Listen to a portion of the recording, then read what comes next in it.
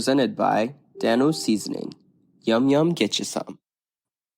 What's going on, everybody? Welcome into the Sunbelt Syndicate from the first kick to the last pitch, as we're now going to say, right, Marv? Yeah, let's do it. Yeah, so we're going to try something a little new out this year, maybe this week specifically, I guess we should say. But, Wednesday is a little too long to wait to talk about reactions, how your team fared, how everything went for you this weekend, whether it was good, bad, or ugly. So Marv and Seth are typically going to jump on tonight. It's just going to be Marv and myself. It looks like Seth's going to be under the weather a little bit, so maybe he'll join us next week. But we're going to just get going, be real interactive. So if you've got questions, comments, concerns, whatever you want to talk about, this is your show for that. Obviously, Wednesday's typically like that too. But before we get going full speed here, we do want to give a quick shout out to our sponsors, Dano's Seasoning, Fanplex Graphics. They've got some posters for both App State and Troy specifically right now. Be sure to check them out. And also W Energy. We'll be running those promos down below as the show continues. And as always, obviously brought to you in part by collegefootballdogs.com, who continues to pump out the articles and keeping you aware of the going-ons around the entire landscape of college football. But before we dive in any further, Marv, how are we doing tonight, man? Man, college football's back. How could you not be doing great? Fun, full day of football yesterday, wrapping it up with a weird Sunday night game tonight, but I'm doing awesome, man. Thanks for having me on. Yeah, I'm glad to be doing it. And hey, Marv, guess who's shown up first in the comments section? I could have guessed. What's up, Artie Cat? Hey, real quick before we get started, the intro page, that Raging Cajun logo with the alligator. Yeah, it's pretty awesome. Yeah, they definitely need to make that switch there. Just buy in fully to that alligator logo. It's seemingly fitting. I think we've talked about it once on the baseball show, but per capita, the state of Louisiana has more gators in it than the state of Florida. So when anyone wants to say anything about Florida's the real Gators, well, maybe in name because you had it first technically, but the Cajuns still go by the Cajuns. They can just use an alligator for a mascot. There's nothing wrong with that. It's a cool logo. Our favorite hockey team uses a what for their mascot? Oh, a pig. Right, and they're the Hurricanes. So it doesn't matter what your name is, and your mascot doesn't have to be the same thing. It works. People love that stupid pig. Hamilton, right? Well, that's the real life one, but the Stormy. Yeah, the suited one is Stormy. Yeah, but yeah, Hamilton the pig was the real life pig. They literally took around the arena in a wagon. So yeah, there you go again. Tailgate during the playoffs. It was pretty awesome. Yeah, I'm sure you could take a real life gator around in a wagon. Why not? Yeah, that'd be great. Yeah, I'm sure nobody would be upset about that. No one at all. Artie says pair of boots is awesome. I'm not sure of the reference, Marv. Do you get that reference there? I think he's talking about alligator boots. Oh, gotcha. Yeah. Yes, because I got it. Okay. Very nice. I love to start it off with a little dad joke there. We did some power rankings, TJ and I did, and maybe we'll have to start including you guys if we keep this going weekly. But you know what? Do you just want to start diving into these and we can talk about that kind of thing at the end? Yeah, I mean, we don't have any real structure here, folks. We're learning on the fly. We kind of literally decided we were going to do this fully early this morning? Something like that. We had talked about it, but we didn't make it official until like this morning. We're like, are we going to do this thing or not? So, we're going to go ahead and dive into this and bring us up to speed here. Let me see if I can.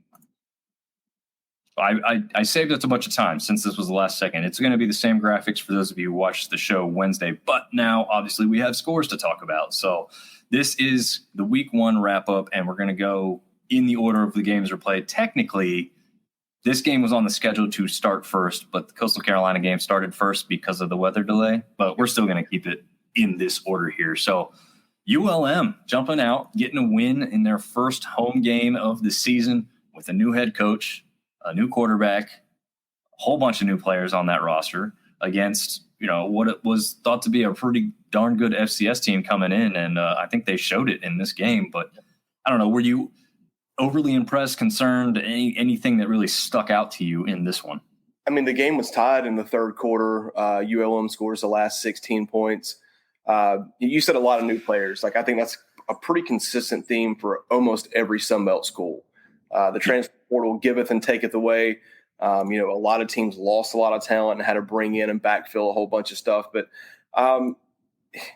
Jacksonville State's a pretty solid team, right? And ULM probably, I think maybe they would have wanted to be a little bit more convincing. You wouldn't want to have to score the final 16 points to win against an FCS team at, your home opener. But, I don't take anything positive or negative away for the Warhawks out of this. I think it's probably exactly how it should have played out. Yeah, I think you're right. I mean, I don't know what ULM fan base wildest expectations were, except for maybe that you come in and you see a little bit more from General Booty in this one. Yeah. I don't think I had a note there that I actually had a lot of the same notes that you did. It was tied, 14-14 very late before the depth and the talent kind of took over towards the end there when, it's just one team just can't quite keep up.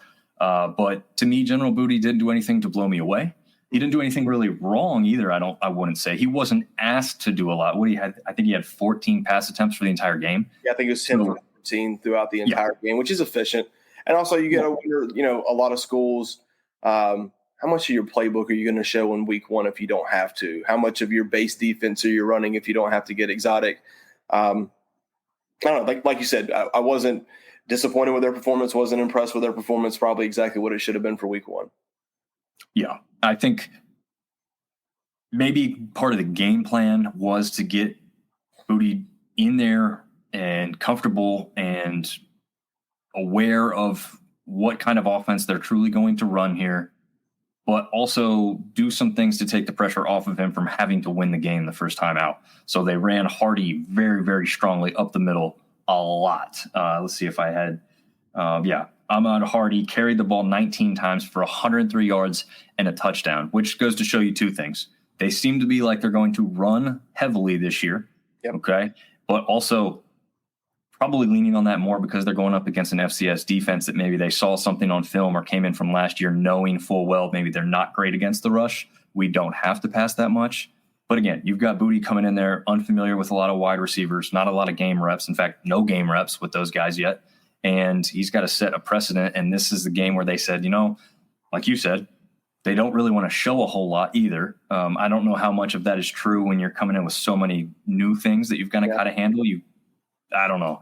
But, yeah, I mean, nothing blew me away here. They got the win. They were supposed to get the win. Jackson State is a really good FCS team. A lot of talent on that team. They've got some guys up for some awards, and it was easy to see why after what we saw on the field there Thursday night. Probably the most impressive Sunbelt performance of the week, though, right? Is that what we had this one as a star for game of the week as possibility. Early on, it lived up to expectations, at least on the Sunbelt side. Yeah, I mean, there were a couple of Sunbelt teams that could have pulled out some wins that would have changed that. But, yeah, this is definitely the most impressive win. Coastal was just dominant, ran for about 300 yards. Dominated time of possession, 40 minutes to 20 minutes pretty much. I don't know. They looked really good. Yeah, it just didn't seem difficult, especially in that first half. Actually, like you said, the time of possession, they just absolutely controlled that clock. It was interesting. I think in the fourth quarter, both teams scored 2 touchdowns, right? Kind of went back and forth. Not sure about that. I know that there's 5 total turnovers in the game. So scored 55 points. I turned the ball over twice, but you did create 3. And I was kind of wondering, I know Grace McCall missed some time last year for various reasons.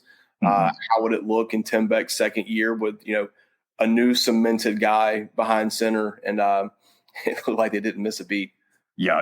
And I think I asked him about that at media days when I was telling people Ethan Vasquez, the guy from media day on. I already knew that because when we talked about that, I said, talked about losing McCall. Ethan Vasquez has been brought up behind McCall. He's kind of a mold of the same type of player who's kind of that more runner than passer, but you can tell he's got a good passing game. He just needs to further develop it. When I asked him that question, he went off for like a 3-minute spiel before he realized, I should say something about one of the other quarterbacks. And actually, from what I've heard from some of the Coastal people that I've talked to, Kim was kind of right there, but you got to think that he's coming in trying to learn a totally new offense to him, whereas Vasco's known Beck's offense for now over a year. Yep. So that was always going to give him the upper hand. The familiarity with his running backs, his O-line, his wide receivers was always going to be an upper hand to Vasco. It was pretty obvious why also after watching the game as well. He should have been the guy. I mean, not saying Kim's not very good. He could be great, but I don't think he's probably as prepared as Vasco is to step in this role. And the name that people are going to love to say all season, Matthew McDoom, comes up with an interception for Coastal Carolina. And they also had, I don't know the name off, I didn't note this part down, but they also had the fumble recovery for a touchdown. That big man just would not be denied. I mean, he could have easily grabbed that ball when he got like essentially tackled towards the thigh and the knee. He could have just gone down easy. He stepped out of that thing and kept trucking all the way to the end zone. So heck of a game, heck of a start for Coastal Carolina to put up those numbers against a bowl-eligible team who went into the New Orleans Dome or Mercedes-Benz Stadium, whatever that thing's called these days, and beat the Cajuns in what was almost a de facto home game for the Cajuns in their bowl game. So isn't it like Caesars? It's Caesars, that's right. Yeah, Caesars has the rights to it now. The Atlanta Dome is known as the Mercedes Dome or something, right? That is correct. Not confusing at all, No, they just keep. That was a really good way for Coastal to start the season. Like you said, Jacksonville State, pretty darn good football team. At least they were last year. Not sure where they're going to end up being this year, but definitely the best Sun Belt win of the week. Yeah, there's no doubt in my mind that it is. It was pretty unquestioned early, and like I said, a little bit more even there towards the end. But I'm pretty sure Coastal probably let off the gas just a little bit, knowing that they don't want to. Again, just like we talked about, you don't want to show everything. You don't want to give all your secrets away at that point. Let's see. We've got, and maybe you've talked about it. TJ, former football player. I'd like to know how much truth there is in the not showing everything too early. Yes, me too. I don't agree with that at all. I think the whole they're not showing anything. I think that you have a lot of base package type things, and you're going to run those things over and over and over again, and then you're going to have some gadget plays for certain teams every week. Yeah, this is college football, so to me, this isn't the NFL where they've got nothing else going on in their lives. They can fully focus on this 130-page playbook and know all these things in and out. They got to redo this thing every week. That's not, to me, that's just not happening. I mean, you're going to run a lot of the same stuff over and over and over. Ask TJ that on Wednesday. I'd like to hear his answer. Yeah, I actually want to hear that too. I don't know if I've ever asked him that specifically, so I'll be really interested how much stuff they hide. And I'm thinking, okay, here's a great example. App State, ETSU. They ran that, what was it, a 47-yard kind of double jet reverse. Yeah. Their longest run of the game. Why did they have to break that out against ETSU? So if you're saying they're not showing everything, guys, they just showed something right there. I mean, that's not a play you want to use in that type of game. Now that helped open this game up. So it was great. But when you say, they didn't want to show everything, I don't know. This game was a struggle, I guess. Well, let's get into this one. I don't think it was a struggle. I think that this is kind of exactly how you thought it would play out. Maybe people thought the score was going to be a little bit more lopsided. App had we ended up settling for a field goal when we had a touchdown that was called back by a penalty. You add that into it, it's 42-10. People probably, okay, that's fine. But I thought App started really hot.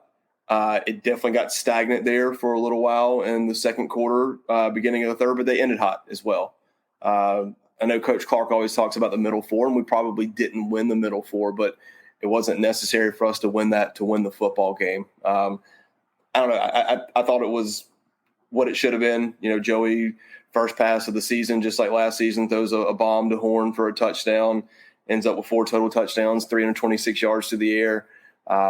Defense had, besides the one big run that we gave up, defense didn't really give up much at all. So I don't know. I was happy with the win, and on the Death Valley. Yeah, I guess being there in person is obviously a different perspective too, and you're typically there. And thank you for the tickets. It was I hope you guys enjoyed. pretty nice seats you have there. We actually, not to rub it in anybody's face who was there in the other seats, but going into the north end zone where Marv's typically seated at, did not have the long wait in line to get in. So extra special thanks to you on not having to sit out there and wage through all that.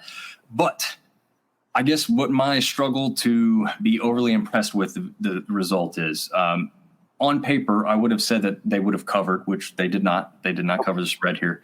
I would have said that they probably scored more points. And not that this 10 is bad, but I was thinking that they could have even had a shutout because of where ETSU was last year, where App was last year, and where they're both expected to kind of be this year. I just thought it might be more impressive. Now, having said that, I agree with most of the things you said. One thing that I say that I really wanted to see was kind of dominant line play. Yeah, I'll give you maybe that. More on the defensive side that was there. On the offensive side, I did not feel like we pushed their defensive line around at all. Like you said, or like we just covered, that 47-yard run by a wide receiver was our longest run of the day. It was. Kind of what I saw was the offensive line wasn't doing a good job of getting to the second level and blocking. That's why you saw a ton of 4 to 7 yard runs where they got through the initial hole, but there wasn't anybody on a backer to kind of help them spring them free. So, yeah, I agree with you on that offensive line. I think they did a good job of protecting Joey.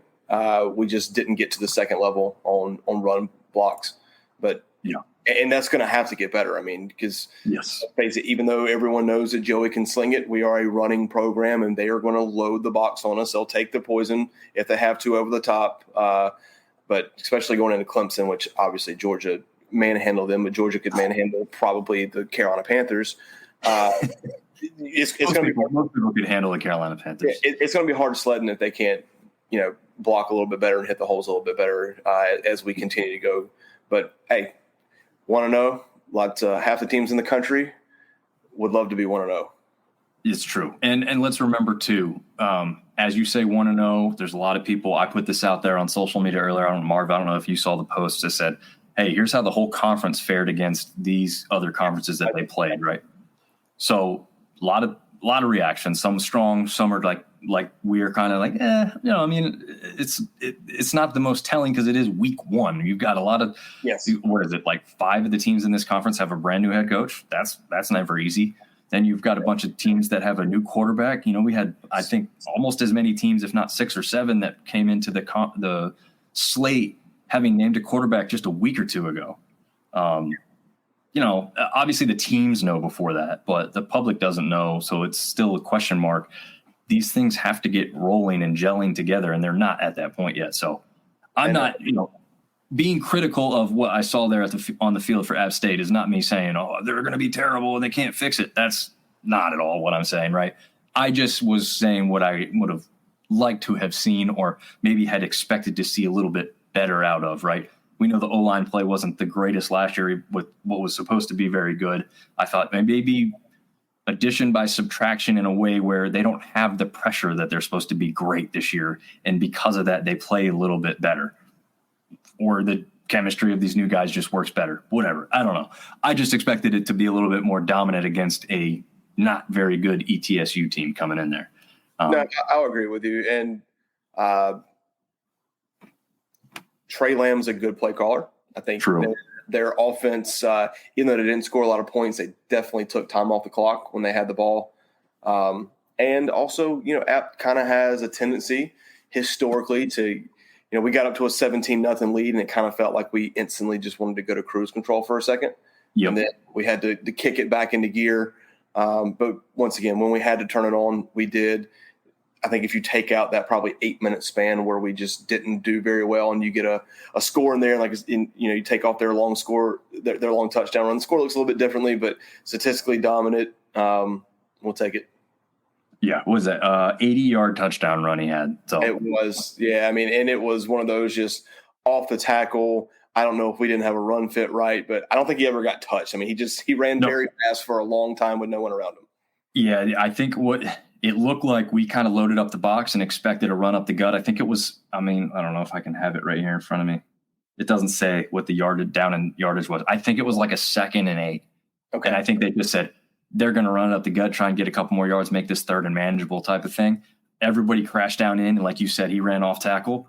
and we just had too many guys commit to the inside thinking that's where they were going to go for whatever reason. I had a bad vantage point, like, being all the way across the field, looking down that way. It's kind of hard to see exactly where it starts to develop, but it was pretty obvious once he kicked outside, he wasn't going to be touched. I mean, unless he tripped himself up, which I thought he might do for a second because he was striding it out pretty big there for a minute. But that's a great player. I wouldn't be surprised to see him, possibly get, into that transfer portal. You don't like to tell kids that, but he seemed to have the talent. And also a quick note, they definitely won the possession game, 30 minutes and 30 seconds versus App State's 28 minutes and 25 seconds, which not a typical App State game in that regard. No, but we, they had the big play. We had 2 big plays that kind of, get you points without taking a lot of time off the clock. Hey, I just got an alert on my phone. A Boise State running back just scored another touchdown. Sorry, I had to do it. Ashton Genty got into the end zone again. Dude, yeah. What? All right, let me see. 20 carries, 267 yards, and 6 touchdowns. Program records. Incredible. Insanity. Absolutely. And then it's like we were texting last night. They bring in the true freshman, 17-year-old running back who might have one of the best running back names in college football. And he runs 10 times for 120 yards and has a 46-yard touchdown reception. It was whoever got the ball in the backfield for them. I don't know if their offensive line, and I know their running backs are good, and I'm assuming their offensive line is pretty good, but I'm going to assume that Georgia Southern's run defense isn't, or at least in this game, did not play that great because that's a lot of yards. Yeah, we had TJ Smith on, the defensive back from Georgia Southern last week, and talked all week with him and a couple others about how this Georgia Southern team defensively was hoping to shut down this offense. And part of that is, unfortunately, they did not for them. Part of that is Boise State's just that damn good. I don't think there's anybody saying, oh, Georgia Southern didn't try or nothing like that. That's a good offense. And there is a reason most people had them slipped into that G5 spot for the college football 12-team playoff, because they look the part. I mean, defensively, they need help too. Look, they allowed Georgia Southern to score 45 points on them. Yeah. I'm telling you, as soon as I got out of the App game, I went to the phone. I was watching this one. Yeah, this was an entertaining football game. It was back and forth and wasn't over until the very end. But you're right. I mean, Georgia Southern now, this is still taking some getting used to. I know it's been a couple of years, but it threw the ball 50 times and had success with it. They played well enough on offense to win the game. Defense let them down. When you give up 650 yards, it's hard to win football games. No kidding. Already saying Southern made it close. The win would have really helped the Sun Belt down the road. Yes. Great. We talked about that last week. You want to talk about the Sun Belt being, the perennial conference where the champion going to come out and be a shot at winning this college football playoff, or at least getting the spot in it. You got to win these types of games. Yeah. I mean, it's like we were all saying that matchup was actually really good. It's an 11-point game. And again, this could be a different type of game later in the season. I don't think Georgia Southern is going to be happy with that defense. I'm sure they're going to do a lot of things to change things up after that. Partly, actually, they're probably not going to see an offense as explosive as that until they meet, actually, after what we saw from App State, they'd have to show me something more to think they're anywhere close to the Boise State level of offense. James Madison had some flashes. We'll get to their matchup, talk about that. But, a lot of the other teams in this conference probably, at least not right now, are anywhere near that point that Boise is at this point of the season. Boise was kind of loaded and known to be loaded coming in. So, insanely impressive. And, what's kind of cool here is that the quarterback who had transferred to Boise from, was it USC, I think, right? Wasn't even named the starter. So the guy who was already there from the G5 level, like, hey, guess what? They've got some talent here too. He helped his offense score 56 points. So there's a reason that kid won the start. Madsen, that's the starter's name. 280 yards, 1 touchdown, 1 interception. Not an amazing performance. Again, didn't have to be with what's got on the ground. So 7 TDs on the ground. You don't have to rely on your quarterback. No, and you shouldn't. But that, like you said, that Georgia Southern offense, used to be predicated on what Boise kind of did to them. Kind of interesting to see it kind of flip around, but I don't think Georgia Southern's out of this thing yet. I think that's a dangerous team right there. Yeah, they're going to put up points. They're not going to get blown out. No, I don't think so either. Speaking of not getting blown out in a slobber knocker, again, as this one was going on, I'm jumping back and forth as much as I can while I'm driving down the road. Trust me, I had my wife doing a lot of that for me, but it was just checking on it.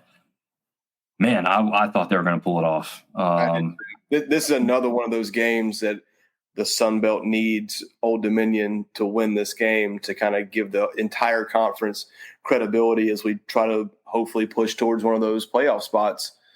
This would have gone a long way, but man, 4 turnovers, 2 inside their own 10 that allowed for the only 2 touchdowns that South Carolina scored. Yeah. It just, they held South Carolina to less than 300 yards of offense and couldn't win the game. But 4 turnovers, 2 inside of your own 10. That's a recipe for disaster. Yeah. Talking about that defense, Jason Henderson, man, that guy is the truth. All over the field, leading them. I guess, with the helmet communication now, it's a different aspect that they could utilize as well. It's going to only help a guy like him. But unfortunately, they had Grant Wilson coming back as pictured here as a quarterback, supplanted as the starter kind of early on. He was one of the players that didn't have a question mark coming into the season about who the guy was going to be. And he got himself into a little trouble, but still had the opportunity to take advantage of it late in the game. And then it also, like his fumble, did you see exactly where that happened at that last one? I didn't. Okay, so he was fighting for his life there out of his own end zone. He had gotten out barely and then fumbled right there. I mean, I think South Carolina scored in the next play or 2. Yeah. So that is just a back-breaking thing. They had just, stopped South Carolina. They punted the ball to him. Again, it was down back there a little bit. There might have even been a penalty that backed him up. Again, just trying to get out of his own end zone. Didn't really have anything available with the pass rush of the Gamecocks coming right at him. Escaped the pocket. Guy just kind of swats it out of his hand, and it was just like, oh, no. You kind of knew it was going to be real unlikely after that. They did still have another opportunity or 2. I actually think – no. They didn't have one with next to no time left because it was one of those situations where – South Carolina snapped the ball back in almost like a half punt formation with the quarterback. So because he had to waste some time before he took the knee, right? So they just barely ran out the clock, but they had one more shot before that after they went up 23-19 on them that they were making some headway, but I think that might've been another one of that was the last interception. You had the fumble and then the interception on the sequential drive. Yeah, they had the lead at one point there in the fourth quarter, if I'm not mistaken. Yes. Old Dominion did. So, once again, that's 4 turnovers, 2 of them inside. They give the other team first and goal. That's not a recipe for a win. The South Carolina program, I'm not sure where they're headed right now. That's they haven't been good in a long time, it seems like. And that's have you ever been to a game there? Yes, I went to that game there. Oh, okay. So I've been to a game there when I was in college, actually, a South Carolina Clemson game. That place can be electric. They deserve a little bit better. It's a phenomenal stadium, in my opinion. But they almost losing Old Dominion in your season opener is not the way you want to start off if you're South Carolina. And once again, missed opportunity for Old Dominion, missed opportunity for the conference. Yeah, I think let's just talk about these last 2 games here. If Georgia Southern beats Boise State and Old Dominion beats South Carolina, everyone is talking about how good the Sun Belt is. Yep. And we're on the cusp of everybody's mouth with the rest of the results remaining exactly how they happened. I agree. It would have just been those 2. That's it. That's all we would have needed. And like we said, I mean, the South Carolina victory wouldn't even have been all that amazing in the grand scheme of it. Would have been similar to the time App beat them. They weren't very good the year App beat them. It was just the fact that you're not supposed to beat them as the group of 5, the lower team, whatever you want to say. So, I mean, it's just disappointing. Again, they get really disappointing for the ODU fans who were there probably thinking late in the game that they might have had this one, if not for just one or two little things. But yeah, Artie, you're saying this is a good game and oh so close. Absolutely. I mean, would have been great. Would have been the only big conference win. Yeah, P4, Core 4. I'm going to call it the Core 4 because it makes more sense. Power 4 doesn't. It's Power 5 or it's Core 4. I'm going to go with the Core 4. How about the money bunch? Yeah, no kidding. Jeez. Did you hear Saban's quote from game day? Yeah, you got to make sure you pay the right people. Oh, man, so great. I love that. I mean, people said we were going to see the real Nick Saban now that he's not a coach and everything, and we are actually seeing him, and people are right. I like him. I like him more. I never really liked him as the Alabama coach.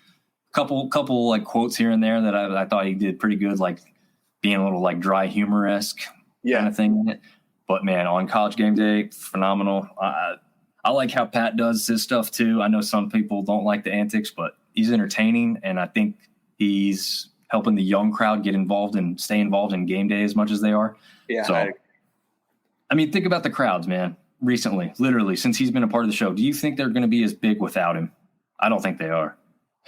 I think College Game Day has such a cult following that it wouldn't make that big of an impact, to be completely honest. But I think the environment of the crowd is definitely better with McAfee there. That's what I'll say. Yeah, I guess what I'm thinking is like when they show the clips from McAfee's show being there by itself beforehand or whatever. Oh yeah, you see how many kids are out there for that. You know, it's just like, yeah, this was a smart move by ESPN to involve him, and even when the people don't like him, that brings interaction and viewership because of that. So again, genius marketing ploy at the very least for ESPN to pull off there. All right, I don't know how much there's going to be to really talk about in this one. 45 to this is the kind of performance and score I kind of expected out of App State's ETSU. Not crazy different from what they were at. It was 38-10, but this one's just a little bit more dominant against a team like Stony Brook. Again, probably just like ETSU, not great coming in from last year. I don't know of a storied Stony Brook tradition or history in football, so sorry to any of those people that might be listening to this down the line. We do know Marshall does possess all of those things. But the cool part for Marshall is they had some question marks about who the quarterback would be coming into the season, how they would perform. Braxton is the guy. Braylon Braxton is the starter here. I don't think there's going to be any doubt, especially after this performance. I don't know anything specific to say on a game like this, the lopsided game like this. No, like you said, probably what you would expect with a traditional, I'm not going to say powerhouse, but like a very solid G5 program going up against a probably lower level FCS program. Yep. I think Marshall did answer some questions. They got to play 3 quarterbacks. They threw 5 total touchdowns. They held Stony Brook to under 250 yards of offense. It's kind of why you schedule a team like this, so you could get a lot of kids on the field and get some stuff on film and move on with the season. Yeah. Let's touch on this. So it is interesting to compare. So the App game was similar in score at the half, but Marshall was only up 17-0 at the half. So they really turned it on the second half. That's what we typically see out of these FBS, FCS games, right? The depth really helps you as you go and progress because there's not a massive difference between the ones. Usually on defense, there's a little bit more. But on offense, it's not crazy.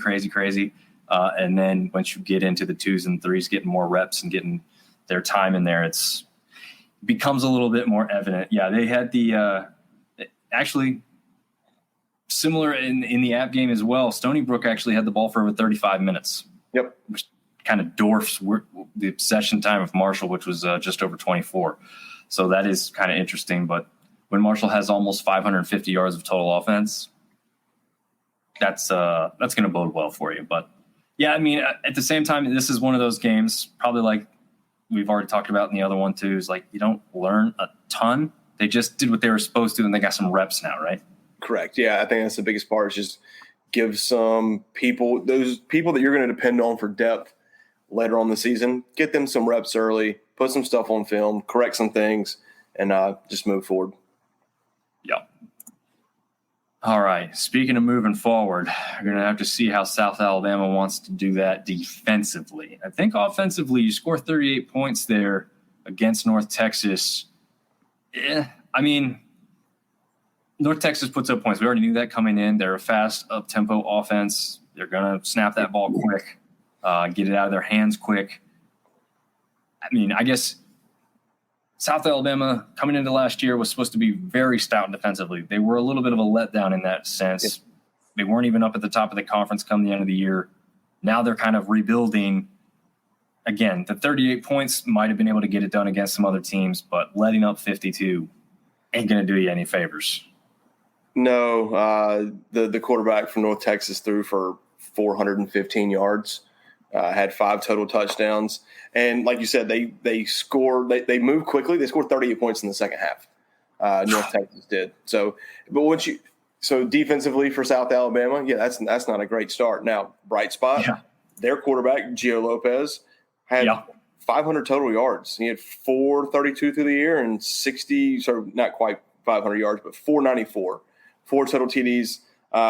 Jamal Pritchett, their wide receiver, 10 catches, 197 yards. So he had himself a day. But kind of like Georgia Southern, right? Like, hey, we know you're going to score points. You have a very proficient offense, but you got to be able to stop it because I know as a fan, I don't want to watch these high scoring games every week. Like, don't give me a heart attack. Let's score enough and play some defense and get the hell out of here.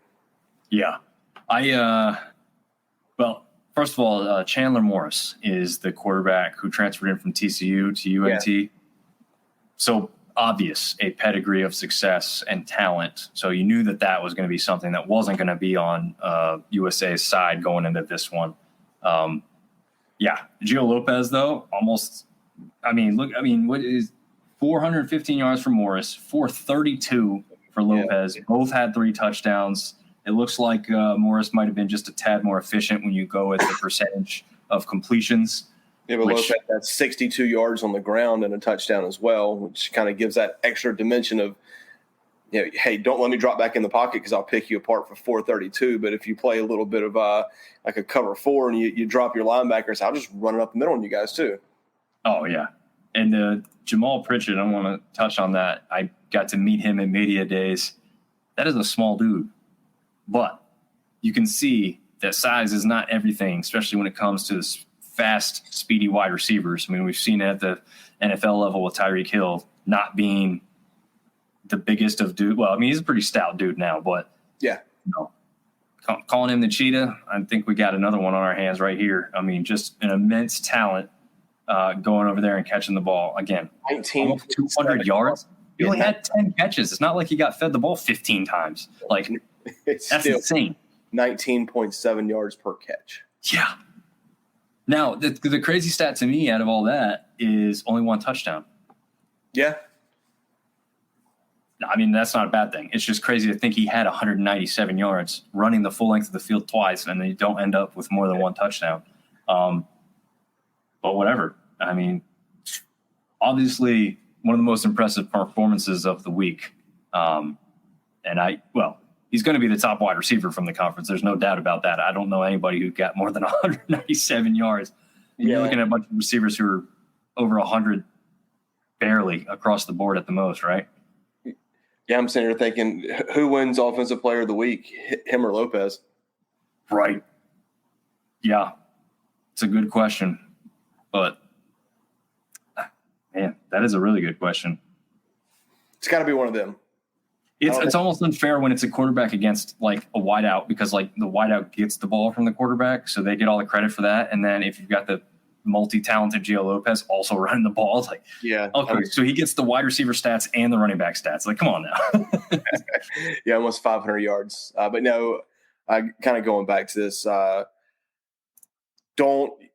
kind of like we talked about the opportunity to win the core 4 games or like beat the elite level group of 5 team in Boise State. You don't want to lose. They're still Conference USA, right? North Texas. They are American this year now, actually. Okay. All right. So Conference USA. You don't want to lose to them.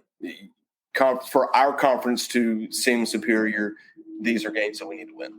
Yeah. No, I absolutely agree with that. And yeah. But luckily we are 1-0 against Conference USA. It's the American who's got us at 1-1, and this is unfortunately the loss there. Jared Belk is letting us know, go Coastal Carolina. Yeah, Jared, if you find this show now, we've already talked about your chance, but we are talking about them being probably the most impressive team after week 1. So absolutely, Coastal Carolina looks like they are on a roll early on this season. Speaking of a team who is in the win column, but I don't know if you'd want to call them on a roll here. Did you see the ending of this one? So you text me. I think I was watching James Madison Charlotte, and you're like, Arkansas State's about to lose this game. They need a miracle. And I switched it over, and 2 touchdowns not by them, but Central Arkansas scores with 55 seconds left in the game. Then Arkansas State scores with 6 seconds left in the game? Yes, 6 seconds. I think you nailed it. I mean, listen, a win's a win, right? Half the country wants to have that win. Half the country's got a loss right now, right? Yep. To have to come back against an FCS team like that, probably not the way you wanted to start, but you get the win. Yeah, and one really important thing here, Rainer's coming in. Again, this is one of the question marks that didn't have to be answered coming in as who was going to be the starting quarterback at Arkansas State. Makes a little bit of mistake. In fact, to be honest with you, when the mistake was made, I thought about this right before the commentator said it. I said, why did they call a pass play? There's a couple minutes left. They're around roughly the 50, if I can remember off the top of my head. They might even been inside the Bears territory there. And they dropped Rainer back in the pocket, and protection just didn't work. I don't remember which side of the line got around there. I think if you're looking at the offense coming this way, it was the right side, got around him pretty easily, strips him. Pretty clear fumble and recovery by Central Arkansas. And I'm thinking, you're trying to run out the clock here. I think there was 2 minutes, maybe. It wasn't much. And you're running a pass play on like 2nd and 8. Now, if it's a 3rd and 8, you have to run a pass play. This was not a 3rd down situation. This was a 1st or 2nd down situation where they're throwing a pass play around the midfield line. It's just surprised. Yeah, it just didn't work out for them. So Central Arkansas comes down, scores a heck of a touchdown. Did you say you saw that one? Yeah, I saw that one. It was phenomenal. Yeah, it did not look well. I didn't see it live. I flipped to the game when you text me, and they were showing the replay. Okay, yeah. It was like a bubble screen type pass to the running back, and it looked like it was just supposed to go to him. And he throws. The pass itself wasn't bad. The form was like, what? I don't know if it's going to be, but luckily for him, his wide receiver was wide ass open. There was no one around him. So he literally waltzed into the end zone. And I was like, oh no, they just let him score and it's going to be over. They got less than a minute left. And I'll be honest with you, I'm still questioning that touchdown at the end though.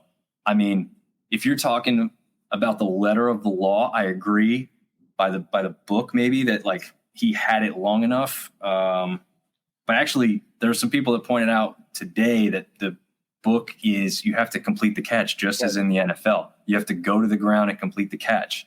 It's pretty clear he dropped the ball when he hit the ground. I'm not sure how consistently in his arm he even had the ball at any point. It looked like it was like barely holding on. I think the ground caused him to let up with it. Also, as I've said before, as an official from a different sport, obviously, in soccer, but go with what the players kind of tell you. When Rucker got up after making that catch, he didn't look like he did not look like he didn't react the way that you would if you would have just caught the game-winning touchdown. Exactly. He never once was like pumped. He never put his hands up.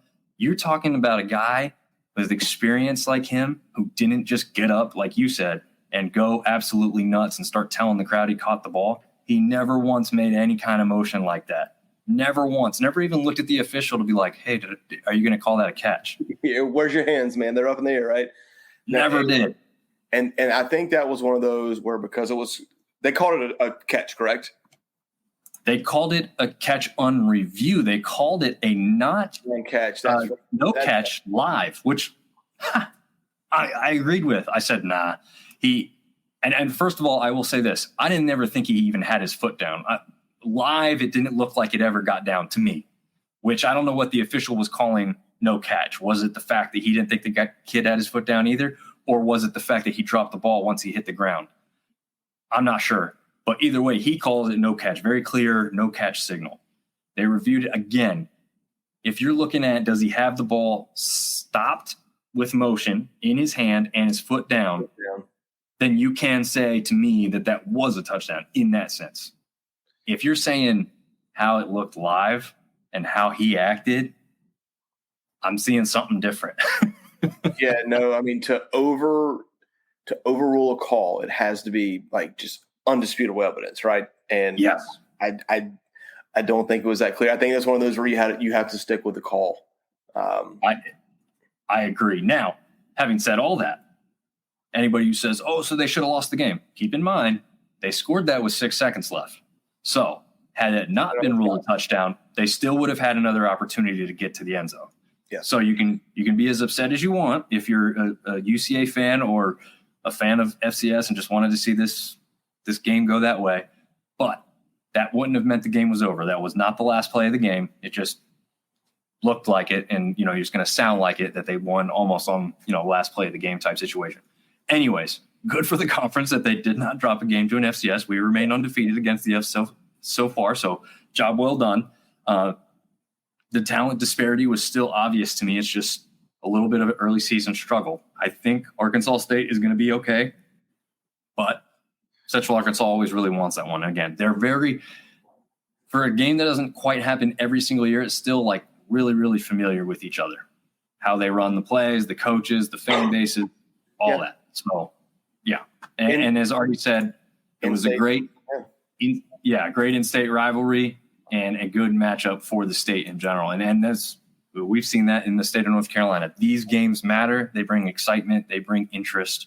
They should keep playing these types of games. Look at the game we just got right there. So, all right. And another nail biter. Did you watch the end of this one? Yeah. So the missed 2-point conversion. Yeah. That was a back and forth game. To be honest with you, I thought Nevada at one point was going to not run away with it, but distance themselves from Troy. And Troy fought back, just wouldn't give up.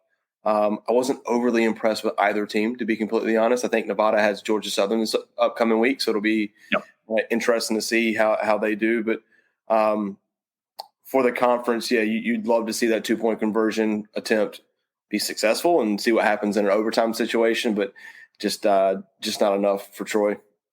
Yeah, I think, like you said, this is it did feel like a little bit like, man, Troy's just not like got it. But what's interesting is when you look at the stats here, Nevada total yardage 393, Troy 391. Statistically, they were mirrors of one another.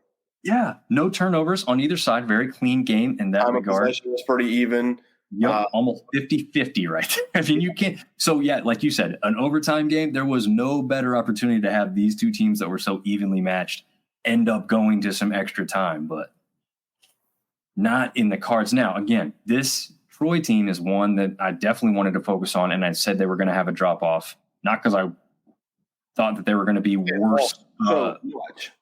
They've just been so good. They lose a head coach. They lose a quarterback. They lose a lot of their good defensive players. There's no way they were going to come in, and be another championship caliber team. Yeah, that's what I was joking with the Troy boys on the West preview, and I said, all right, now you can tell us all about your Troy team. There's 0% chance that you're going to come in here and three-peat as champion. It's just not going to happen. I mean, it's hard enough to do twice. It's hard enough to do once in this conference. It's hard to do, really hard to do twice, which they've done. So fantastic job. All the credit to them, what their culture has built there in Troy, Alabama. But it ain't happening this year. And they could get back to it. It's not going to take long for them to return. But I just don't see it happening this year. And like you said, but we'll see what this Nevada team's made out to be, man. They almost beat SMU in the first week, which we know is now a new power team or core 4 representative from the ACC. So not like a huge disparity. It's not like they're going up against Georgia. So it's hard to say that you're an established power team, but they showed very well in that. They come across the country to Troy. I thought I'm still favoring Troy because they're playing at home. They've got the pedigree, the culture in place, even though they got some new guys they got to work in. I thought they'd be able just to get it done. I mean, 2 points isn't bad.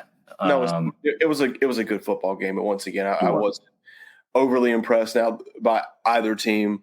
Once again, week one, a lot's going to change. I think, another football cliche, the biggest improvements between week one and week two, right? That's what they always say. So it's interesting to see how they kind of fix things moving forward. But Troy does have working for it that the West is not the East.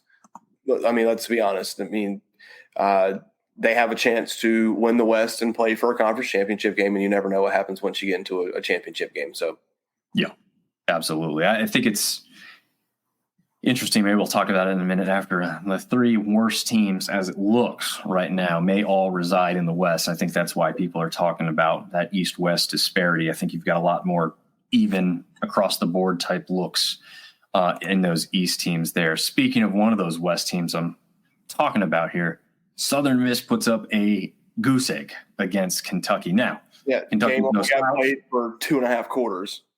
Right, yeah. I will be honest. I watched a little bit of this throughout the first half, and I kept jumping back to other games that were closer, and then it got so delayed that I think they might have finally started back when I went to bed again. Yeah, I forgot about the game. But here's where they were when the game was called. They'd already thrown 2 picks, and they had 5 yards rushing. Yeah. So that score probably would have been significantly worse had they allowed the additional 24 minutes to be played. Yeah.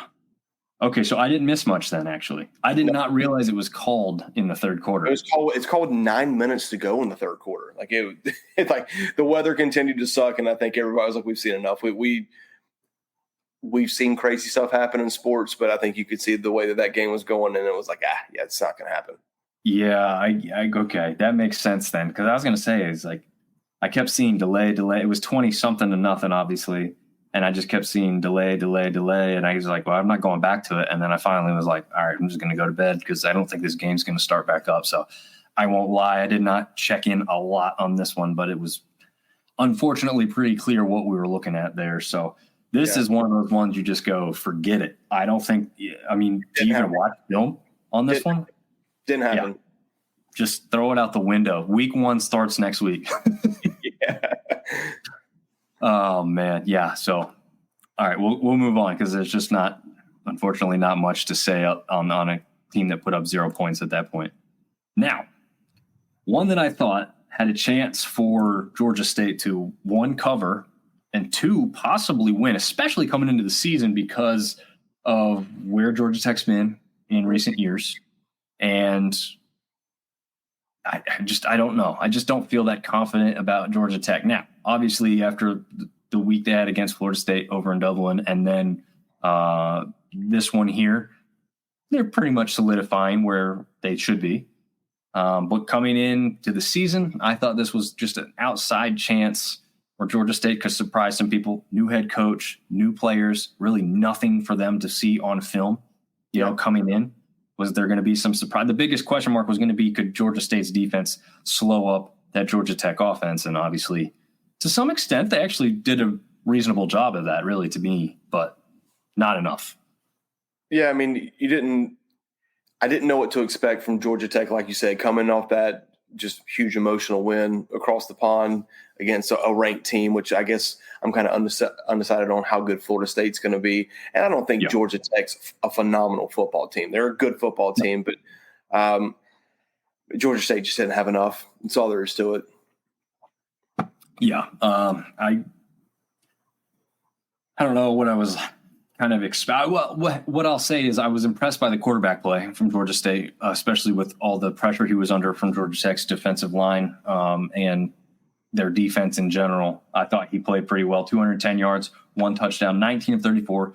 I mean, he didn't completely blow me away, but I was impressed, right? Because we didn't really know anything about him coming in. And I Velux, I guess, is how you pronounce his last name. Again, I didn't hear it enough. Unfortunately, a lot of these times I'm watching 2 games at a time a lot. I have to mute one. So theirs actually didn't get a lot of the volume when I was watching. But so I'm not exactly sure if I'm pronouncing his name correctly, but I was impressed what I saw out of him. I think he's going to be a pretty good quarterback there at Georgia State. And then I don't think defensively I was really unimpressed with anything Georgia State did. I just think this Georgia Tech team offensive line specifically is pretty darn good. Surprised me. I would never have put money on it coming into the season, but yeah, I think they are pretty legit. And in what I don't think is a strong ACC, I do agree with Saban. They might be the sleeper to possibly surprise a hell of a lot of people, and probably surprise a lot less people now after these first 2 weeks of the season. But good start for them. No one's overlooking Georgia Tech now. Once again, I think they're a good team. I don't think they're a fantastic team, but they do benefit from playing in a conference that looks like it's down this year. Yeah. Very, very true. In a conference that's also down is the SWAC. Or is Grambling in the SWAC? Let me pull this up real quick before I get that wrong. They are in the SWAC. All right. But in a conference or a team that's not down at all, the Cajuns were on fire against them early and often. Jacob Cabote, he was a running back for the Raging Cajuns over the past several years, now with the New Orleans Saints. His brother gets an interception for a touchdown in this game. They also showed a clip afterward of his brother being at the press conference to get some. I think he had his phone out recording his brother at the stage. That's pretty cool. Yeah, pretty cool moment. One other very cool thing that I thought was cool. I mean, I don't know how it worked, but in the crowd, they only have half their stadium is able to be used. App State's been through this. Other schools have been through this. So it looks really awkward on TV. Yeah. But they've got that end zone full. The grass hill could be used. And the, I guess, students section or student side previously is now where everybody's at. Had a great crowd on hand. I believe it was pretty much a capacity crowd for what they are able to put in there. There was a bunch of kids in the student section with construction helmets on. Whether that was something given out to like play into the whole fact that like, hey, it's going to look a little weird and be a little strange this year. Let's just lean into it and have fun. If they gave them out, I hope that's what they did. If not, full credit to the students who went out of their way to kind of just have some kind of rallying moment for them to just say, hey, screw it. Let's just enjoy it as it is. And then on top of that, their Cajuns put on one hell of a performance, 40-10 as they open week one. Yeah, impressive win. I kind of hate to be redundant, but what you would expect bringing in an FCS team, quarterback Woodridge, 308, 3 touchdowns. I don't think the game was ever close at any point. Good win. Way to start the season. And I mean, Grambling didn't. Oh, go ahead. Either clever marketing by the game day people to give the students hard hats or creativity on the student body's behalf. I hope it's a little bit of both. I'm sure there was some other stuff that I didn't see, but when they panned out, there was at least a large swath of white construction helmets. I don't know if they had Raging Cajun stickers on them or what, but yeah, pretty fun marketing thing. You see those at game day with the orange for the Home Depot stuff. So for them to have them there and possibly branded was great. Yeah, Woodridge, I mean, that was a question mark coming into the season. Who would be the starter? Pretty obvious he's going to be the guy. I did put out a prediction that a guy that goes by Lunch may be their starter by the end of the season. Not because I don't think these other quarterbacks are talented, but for whatever reason, the Cajuns always struggle to have quarterbacks that stay healthy for long periods of time, at least over the last 2 seasons. So, Lunch is a name to look out for, and they call him Lunch because he just brings his lunch box to work, that's either dude's a couple pounds too heavy or he's a hard worker, one of the two. Yeah. He's definitely not a couple pounds too heavy. He's going to be like your Levi Lewis type. I think he's a little bit bigger than Lewis, and off the top of my head, I can't remember if he's a lefty as well, like Lewis was or not. I want to say he's not, but he might be. It's interesting. The way I found out about him was one of the writers from College Football Dogs made me aware of him. He said that this kid should have won Gatorade Player of the Year, except there was some kind of kid, a little small name called Arch Manning who won it. But this kid Lunch played in a bigger classification in the state of Louisiana and put up better stats than Arch Manning. So does somebody win because of their name? I'm not saying. I'm just saying, and then this kid ends up at Louisiana and Coach Dez, as they call him down there, let me know at media days that it's hard to keep that kid off the field. He's just too talented. So we're going to see some packages that absolutely have him in it, and it would not surprise me at all if somehow he becomes the starter by the end of the season. Again, that's no mark on Woolridge. It's not saying he can't get it done, but with the health of their quarterbacks lately, you just got to be ready if that situation occurs. And I think the Cajuns are a team that can go 2 and 3 deep at the quarterback position and be just fine. Quarterback position was another question mark coming into this one, but 30-7. Marv, no surprises here, right? I mean, I thought James Madison started off slow. Charlotte's not a good football team. They're not. Once again, new coach, new quarterback, tons of new players. I think it took them a little while to get going. 2 really big chunk plays kind of changed the path of that football game. Is it Barnett? Is that his name? Yep. Early flop of the year, by the way. Yes, and without a doubt. Super over dramatic. But he threw for 220, ran for 90, so he has 300 total yards of offense. I wasn't impressed. Just because I know how bad Charlotte is, and Charlotte can bring in any kid they want in the transfer portal. It just never seems to work out for them. Even when they tried the whole club lit thing, they just really struggled to have an identity as a program. So a program like James Madison coming in there scores probably what you would have expected, but I don't think that they completely dominated the way that I expected them to. Yeah, I would agree. Again, maybe it's because it's week 1 and you've got a lot of new players with the possibility of getting themselves familiar with each other and their game, how Chesney wants to call the game specifically, all those things. Barnett was the leading passer as well as the leading rusher. So that was interesting when you've got a guy named Adaye. Is that how you pronounce his name? Yes. I've got to get used to all these names. Yeah. Ayo Adaye from, I think he came from North Texas as like the nation's leading rusher, or if not number 1, he was in the top 2 or 3 for sure. And he only went for 41 yards on the night with 17 chances there. So a little surprised at that. We'll see if that kind of evens out a little or gets a little bit better as we go along. George Pettaway, a transfer from Carolina who goes over there. I thought he'd be really impressive. Only ran for 25 yards. Did get into the end zone, though. So there's a note there. So I think running back stable-wise, I'd expect them to get better if that O-line can protect. But that's kind of that same question mark I have on the App State side of things. It's got to get better for both of these teams. Again, I think both running back rooms for both James Madison and App State are going to be just fine. There's talent there. We've seen it all last year. We've seen these guys at other programs get it done. Now let's see if they can get it done at these schools they're at this point, and it all comes down to the O-line opening up those holes and making them easier to run through. So Artie says the first Gold Rush was in North Carolina. Cool logo. I'm very you won't get respect from Marv and I on that, but I'm very unaware of a Gold Rush in North Carolina. I'm kind of perplexed as to where they got that logo from. Once again, maybe it's not the football team having trouble establishing a culture. Maybe it's the entire university. Yeah. I mean, I guess historically, Yeah, I know Artie's good with his facts on here. So I guess the first Gold Rush itself was in North Carolina, but the Gold Rush uniform, to me, it didn't hit. I did not think it looked good. Like I would have just gone all the way and gone gold pants. Like if you're just going to do the gold thing, just go crazy with it. Like go full in.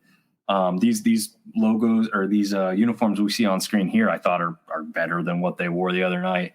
The logo, I mean, the fact that it's a pickaxe kind of works. What we say here in the Carolinas is that Charlotte Douglas International Airport, it looks more like a plane in a sea, and it like you could use it at the airport. So we like to poke fun of it for that. We poke fun at Charlotte for everything. They can't stand being classified as UNCC or UNC Charlotte. They hate it. But UNC Concord. UNC Concord, yeah, commuter, UNC commuter. We call them all kinds of stuff. they love to talk, and so far since they've had a football program, they haven't had much to talk about. So we love to see them down. JMU took care of business in the end, but yes, maybe some question marks early for the Dukes as they continue to roll because, like we said, Charlotte, not an impressive program overall, not a very good team yet since they've had football there on their campus. I love to poke fun at them. Nothing but fun to be made of Charlotte. All right. The last game of the week, the wrap up, Lamar goes up against Texas State, and this one surprised me. I mean, Texas State is the odds-on favorite from the Sun Belt. In most circles, it's either them or App State being the champion and moving on to possibly have a chance at the CFP, and they come out here and they beat Lamar only 34-27. Did you tune into any of this? This was on ESPN Plus, so it was harder to flip back and forth between this one. Did you turn this one on at all? Pretty sure I fell asleep watching this game last night because if I'm mistaken, it was the nightcap. So, well, I think technically USM and Kentucky became the nightcap because it went so late. But yes, I think you're right. Other than that, it was this one. Yeah, I tried to watch some of it. I'm with you. I was expecting. Everyone thought that Texas State's offense was going to come up and put up like PlayStation numbers. Yes, they didn't have a bad productivity game. They just, you would have thought they would have came out and absolutely manhandled Lamar. Lamar scores 27 points in the second half. They got in a groove and put it on it. I think I told you this before the show. Interesting stat of the week for me is in this game there was 28 total penalties accepted for a total of 261 yards. Ooh. Week one. You don't even have to look it up. That has to be the most. That if there was another game that had more than that would blow my mind. But that's a lot. You got to clean that stuff up. And no, I was expecting to wake up and see a 45-17 or something like that. Yes. Just, hey, maybe Lamar's really good. I don't know. I mean, they are a Texas FCS team. We'll see what Artie has to say here. Our secondary is picked to pieces faster than KFC bucket in Lizzo's kitchen. That's funny. Oh, man, I'm clipping this part out and putting that on the interwebs. Oh, man, that is funny. That's gold. That is gold. That fans are bitterly disappointed. Maybe a 6-team win at most. See, this is the overreaction part, though. People are gonna go one way or another. Let's remember the year that Troy came back and won their first of 2 championships. Do you remember their record to start that season? Were they 2-4? Well, that might have been the first one. They were 0-2 to start the year. They got beat by, I think K-State was their first opponent, which K-State wasn't great that year. They got beat by K-State. They lost on the Hail Mary to App State. And then I don't think they lost a game the rest of the year. I think they went 10-0 after that. Yeah, they should have won 11-0. App got super lucky on that Hail Mary, but I think they were competitive against K-State, but they were reasonably competitive, but I think it was like a 10 or more point game. It wasn't like 3. But at least they didn't get the W here. That's important. Yeah, they got the W. You had Ishmael Mahdi go for 156 and a touchdown on the ground. We've had Mahdi on the show. Expect to see some stuff more from him in the future. We hope to have the guy right here on screen, Nash Jones, big offensive lineman who took a touchdown into the end zone in their bowl game. Hopefully he's our guest this week. Yeah, they got a big game. Texas State's got a big game this week. They do. That's why we're going to have him on the show as the I-35 rivalry rolls into town as UTSA comes to pay them a visit, a huge game. A lot of trash being talked, a lot of excitement in this Texas State program this year. And Artie's going to chime in. The defense is atrocious. Hobart single-handedly won this game for us with 2 amazing scores. Yes. Did you see any of that? You said you were falling asleep during this. Did you see those 2 plays he made? I'm pretty sure I got done watching the Arkansas State Central Arkansas game, flipped over to this, and I'm sitting on the couch. I might have maybe made it 5 minutes. Got you. So Hobart was their runaway best wide receiver last year. Coming into the season, he's expected to do that once again. And now it's really clear to see why. One play, what was impressive, wasn't going to blow you away. He's running down the sideline. There's kind of 2 guys coming in at him. He kind of just avoids the one and then just totally hurdles the other guy. Impressive. Great. The other one was like, he makes, I'll describe it as best I can. I'm not going to do it justice. You need to go find this clip. I wish I could have clipped it out and put it in the show. He catches this ball, first of all, by barely keeping himself like in bounds somehow, right? Then he like pogo sticks on one leg to remain in bounds and keep his balance. Then somehow like tiptoes the rest of the 8 yards or whatever it is to get into the end zone and score a touchdown. I've never seen a play like it. If it's not in SportsCenter's top 10 plays, also the Caden Robinson catch from the game, those two plays for an absolute fact, those people just aren't paying attention because those are two of the best plays I saw all weekend. So yeah, Hobart is legit. Ishmael Mahdi is legit. Now you got to see if McLeod can step his game up. I mean, it wasn't a bad one, 238, 3 touchdowns, only 1 interception. Like you said, maybe Lamar is just that good of an FCS team. So maybe no slouch there. But again, this is also week 1. There's a lot that you're going to be able to learn and put into practice going into week 2. You better believe Texas State's going to come with everything they've got for UTSA as they want to get them on the board. We've also got Julian Harden chiming in. Georgia State had a decent showing against a good Georgia Tech team. The mistakes are correctable. Yeah, and I don't think you're going to see a team as line dominant as Georgia Tech again real soon. Maybe not throughout the rest of the season if Georgia Tech keeps up that great offensive and defensive line play that they just showed this weekend. Marv, did you see this slide that we've got in here as well? This outlook slide that we're trying, I haven't, but let me take a quick look. Okay, well, while you take a look, I'll explain what you're looking at. So this is the Sun Belt Conference, the Fun Belt Conference. We're trying to do little different things to kind of have fun with it this year. So this isn't any order of prediction or outcome of any specific game. This is kind of your weather outlook, which you see here. You're sunny, you're partly cloudy, you're cloudy and stormy or rainy, whatever you want to call it there. This was the one before the season, just to give a general idea of maybe kind of what fans' expectations or desired outcomes are or hopes are. So we've got App State, Texas State, JMU, all pretty easily in that sunny one. Arkansas State, I think a lot of people think that they're going to end up pretty well, maybe in the Arkansas State realm more than nationally.